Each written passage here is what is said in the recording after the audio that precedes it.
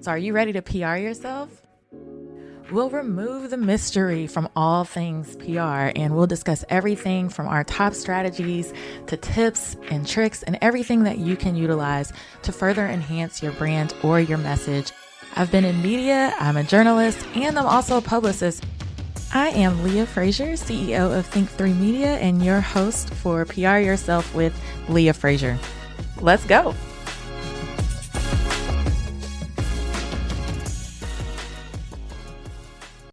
Thank you guys so much for tuning in to another episode of PR Yourself with Leah Frazier. I must say, you guys made season 1 a hit.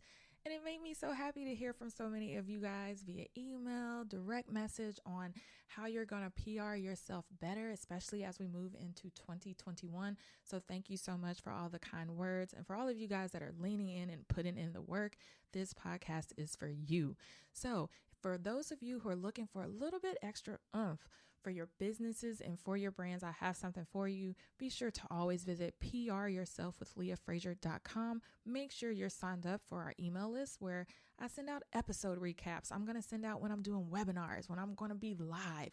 I'm going to send out when we're offering our next live course. So be sure to sign up for that email list, pryourselfwithleahfrazier.com, and never miss an update. That way you can PR yourself better and just do bigger and better things as we move into 2021. Also, exciting news. My book, PR Yourself, will be coming in 2021. So be sure to go to pryourselfbook.com and sign up again for that email list. You're not going to want to miss when pre-sales drop. You're going to want to be the first to get this book in your hand. And I'm not kidding you guys. I was on the phone yesterday with an organization that's going to have me do a workshop in June, and they have already pre-ordered 50 copies. The manuscript is not even turned in yet, and they have pre-ordered their 50, and you're going to want to get yours too. So pryourselfbook.com. And lastly, if you're like, Leah, you know what? I need that hands-on training with you every single month, whether it's marketing, whether it's PR. Hey guys, I have something super affordable for you. You're going to want to go to think3media.com/think3edu. And you're going to sign up for our subscription service. It's only $49 a month, you guys. And what you get is one live, you heard it right, one live session with me on a marketing or hot PR topic of the month. And then you're also going to get a mastermind session with other business and brands that are just like you, where maybe you're stuck on an issue. What we do when we mastermind together, we help you to get unstuck so that for those next 30 days before you go into the next month where we do another session, you can work on that item and take your business or your brand from one level to the next. That's what it's there for. So go to think3media.com/think3edu and sign up for our subscription service. That way you're always learning on how to market yourself better and how to PR yourself better as we move into 2021. And without further ado, enjoy this latest episode and stay tuned. Yo, yo, yo, yo. It's another episode of PR Yourself with Leah Frazier. I have the illustrious, the vibrant, the energetic, the sweet Yasmine Salem-Hamden in the house. Hey, girl. You are too kind. She's like, listen, I wasn't expecting that.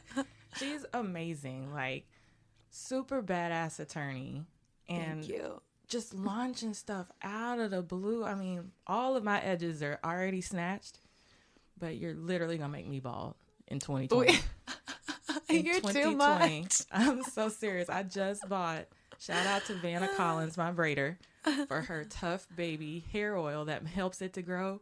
And the reason I have to buy it is because you're snatching all of my baby hairs and edges, girl. We're just out here trying, girl. Just trying. That's it. We're just out here doing our best. So tell people who you are, what you do, what you got going on. Yeah, so thank you again for the very kind and very generous introduction. You're Leah, welcome. I'm so excited to be here. Thank you for inviting me to join you. My name, as you mentioned, is Yasmine Salem-Hamden. I am a business and brand protection lawyer. I'm based in Dallas, Texas. I'm also the founder of a business that we launched earlier this year called Coaches and Company. It's a digital marketplace. Amazing. Oh, thank you. I think so too, honestly. It's the bomb. Bomb, y'all. And we provide access to high quality lawyer created legal resources that are designed with business owners, online businesses, coaches, and service providers in mind. And Can we press pause for like 2 seconds? Because everybody right now is a consultant and a coach. I have never seen so many life coaches in my life. it's incredible, honestly. We got life coaches and business coaches. Yeah. It's like, sis, you just started your business like Yeah. 2 months So that's ago. a conversation we can have, actually, because it's a Want to conversation. go there? It's a conversation that needs to be had. I mean, that and the life coaches. Yeah. I've seen your life on social media. I'm not quite sure I want you to tell me how to run my shit, but okay. Like I said, that's definitely a conversation that needs to be had. Because the consultant and coaching industry is unregulated, you don't have to have a license. You don't need any specific or special training. You don't need to be certified. There are certifications out there, those that can increase your skills and really increase your competency, but it's not required by law. It's unregulated. So I was having a conversation about this the other day, is that everybody can become a coach. Everybody can become a consultant, but should everybody? You know what this reminds me of? And I just see people like, you're so extra, but no.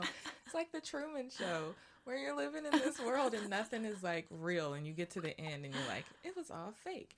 And it's just like with social media and with people and I'm not discouraging anybody. There's actually some really dope, really amazing business coaches out there, life coaches, people that are going through programs like through John Maxwell and Bob Proctor and his Gallagher Institute, and some of the really well-known coaches.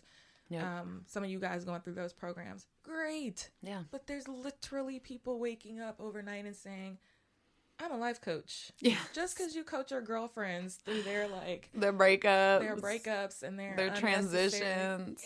Yes. Life coach. Yeah, and it's interesting because I truly do believe that everybody has something to offer.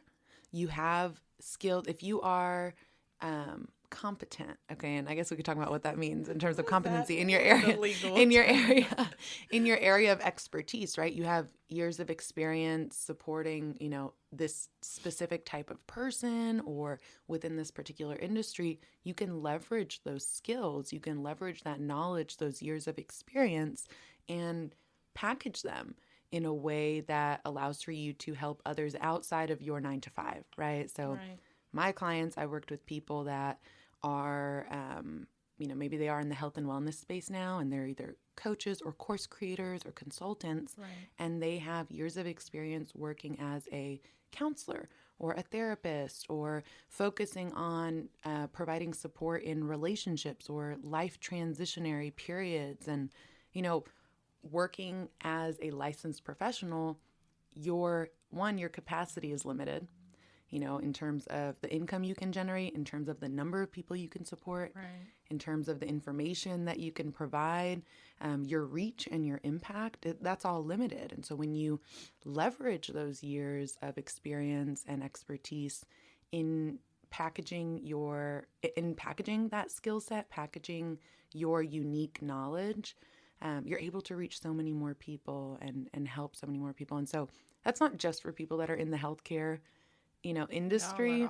It's running rampant. It is. And cities, states, countries, across the globe. I think regulation is, I don't know about on the horizon, but I think there needs to be, we need to rein it in a bit, right? We need to rein it in a bit because, again, anybody can become a coach, but should everybody? No, but you know what I think is part of the issue, though, is that it's glorified to be a high-generating, high-income area, career, or career industry, or whatever you want to call it. And so you have those people get rich quick schemes, and like, that's what I'm going to do, and I'm going to build it just like I saw so-and-so do it. That's telling me online through their digital internet ads that I can make you a coach and I can tell you how to make 6 figures in 2 months, right? Oh my gosh. So how should one that's actually legit So there's people out here with legit consulting businesses and brands and should be coaches. Do you suggest that they go the extra mile and get a certification, or how can they PR themselves to stand apart from all the noise and all the ones that are faking it till they make it? Yeah, that's a great question, Leah. And I think there are so many layers to that. Yeah. But to answer your question specifically as far as certifications go, so I'm not a coach. I'm not, and I've never gone through the certification program for a coaching certification. So I'm not familiar with the ins and outs of it. But I think generally speaking, any step you take in order to enhance your skill, to build skills, first of all, and then further enhance your skills and increase your competency is worthwhile. So if you do aspire to become a coach, or if you are currently a coach, or if you've developed a course and you want to work one-on-one with individuals as a consultant, as a course creator, or excuse me, as a coach, as a mentor, I don't think there's any harm, and actually you stand to benefit and your clients stand to benefit and your business in the long term stands to benefit from you building upon your skills. But just don't be one of those ones where you do that for 20 years and you still haven't launched whatever the hell you're supposed to put out there. Don't do that. Don't get so stuck in, I've got to have one more degree. Yeah, no. One more none of that. certification when None of you that. had everything you needed right there. Yes. Inside of you to get going. Yeah. So there's a fine line between let me try to kind of separate myself from the masses, right? And just being way too knee deep and you just need to push go. Absolutely. Yeah, absolutely. So, but from a legal standpoint, this is what you do, right? Legally, with these type of businesses, you can also attract negative PR or attract a crisis situation if legally you're not setting up these businesses in the manner by which they need to operate professionally, formally. So talk a little bit about what you've created that can help consultants and coaches and maybe the people that aren't out here just doing it for the gram. Yes. To help them build a more reputable practice. Absolutely. Thank you for that question. So within Coaches and Company, as well as my law practice, what we have done is we provide support and resources to these online educators, because I think that's what it boils down to, right? Is the online education space, or part of your business, you've developed an education platform. And so one thing that comes to mind is liability. And so, many of my clients are physicians or counselors, or, they worked in the financial industry as CPAs or accountants. And so when they begin to leverage those skills, and so I actually have a name for this. I call it your professional pivot. Ooh. And so you work at, so trademarked, yes. Hey. YPP. And so that's right. And so whenever you see how y'all, she just threw in that underhandedly, trademarked. That's how you got to do it. That's how you know you're dealing with an attorney. That's how you got to do it. So don't be listening. You got to claim. You got to claim that real estate. So yeah. So like I said, clients of mine that I've worked with in the past, they were in the financial industry. They were in the healthcare industry or whatever it might be, and they begin to leverage that experience and expertise, and they enter into this space of education and coaching and consultancy. And so there is a level of risk associated with that in terms of liability, because this is no longer a patient-physician relationship. Right. This is no longer, and the same goes for attorneys, this is no longer a attorney-client relationship. And so what you want to make sure of is that is very clearly communicated, and that you're making sure that the client understands, that I am not providing you with medical advice. I'm not providing you with legal advice. I'm not providing you with financial advice. You might, if you are from the financial industry and you're pivoting into the educational space or the coaching space, maybe you have a group program, maybe you have courses. You need to make sure that it's very clear and you provide the necessary disclaimers, and that you also understand that you're not providing advice in terms of their investments or in terms of their savings and in terms of their taxes. I'm not providing you with tax advice. That's not within the scope of this relationship, right? So within for example, our contract templates at coachesandcompany.com, that is all laid out very clearly. And I think it helps the client as much as it helps the coach and consultant to make sure that they're very clear on this is a boundary that I'm setting. And we can talk more about boundaries in business if you'd like. But, setting those boundaries, making sure that the policies are very clear, and avoiding liability, because if something goes wrong within your client's business or within their life or their finances or their health, they're coming after you, girl. And I've seen it happen. And the problem was that, there's a lot of gray area that can be possible there. So we want to make sure that we're very clearly communicating that. We're protecting ourselves from any type of liability. And I know that you have the legal background and you've looked at contracts in the past. A lot of people the contracts that they have are, I'm not even naming names. Girl, they're like Frankenstein together. You have Googled and you taken it from one, copy and pasted from your cousin, then copy, pasted it from someone over in Europe. It's not even U.S., it's not even where did those even come from? Exactly. And so people are like, well, I worked with a coach and I just used the contract they had me sign. Girl, where did they get it from? I recently had a situation where someone was outsourcing work to Think3 Media, and I said, okay, well, how do we get started? Yeah, send me the agreement. I'll also send you back, the W-9 information, blah, blah, blah, and the invoice. Oh, no, just send your invoice. Nope. I need you to send me an agreement, like an independent contractor agreement or whatever. And they were so adamant about it. And they were like, well, why don't you send it to me? No. Because they didn't have one. Why would I send a contract that was specifically drawn up for Think3 Media to use against myself? Like, you should already have had one. And so it was a big deal. Like, 3 or 4 days of back and forth of me pretty much saying, you don't have your shit together. It's a red flag, right? Yeah. Like, this is how y'all do business out here in these streets. It says a lot. And that's another thing is that, contracts, having solid contracts in place protect you, they protect the client, they protect the business relationship, but it also speaks volumes about your professionalism. Right. And I think that's where a lot of people fall short is you might be missing out on a lot of business because the contract that you send over, if you're working with seasoned business owners or entrepreneurs, they've seen a lot of contracts in their time. A lot. Yes. And so exactly. And so if you send a contract over and it's like, this one page. Yes. It's just, you just rig this to kind of get by. You're just. Pookie and them put this together for you. Exactly. With his law practice running out of his basement. Come on now. Quote unquote like. Law practice. Yes. It's, if you're just duct taping together this contract or, just sort of winging it, trying to get by, people can smell that a mile away. Sniff that. Yeah. That's it.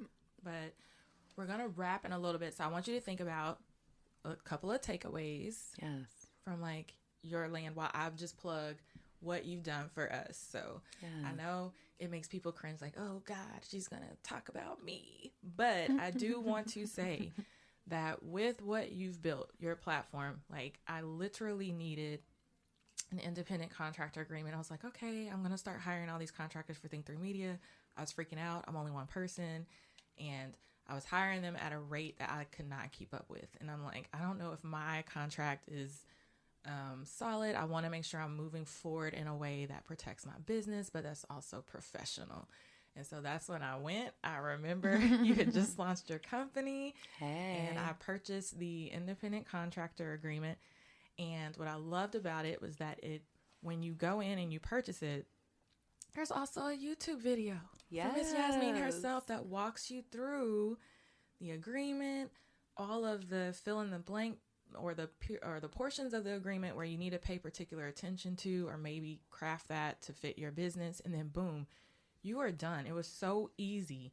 Then once I had it done, I hit it up in DocuSign and boom, boom, boom. And it's like made things flow so much faster for my business. And it was well worth every investment. And now that I do some consulting, I've got to go back and purchase those packages from you.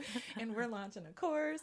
And so I've got to go do all. So This is the person for if you really need and you want to feel safe, because that's what this is about. Exactly. It's branding as well. Yes. And bad PR is you out here doing bad business. Yes. And not protecting yourself. Absolutely. And not having appropriate contracts.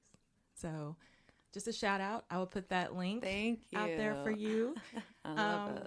What other takeaways as we wrap? Yeah. So a couple of things. First, thank you so much for that kind testimonial. I'm telling you, I didn't have time to tell you because I was too busy downloading and sending it out and just working. I'm so glad. But I love that. And congratulations on all of your growth. That's so exciting to hear.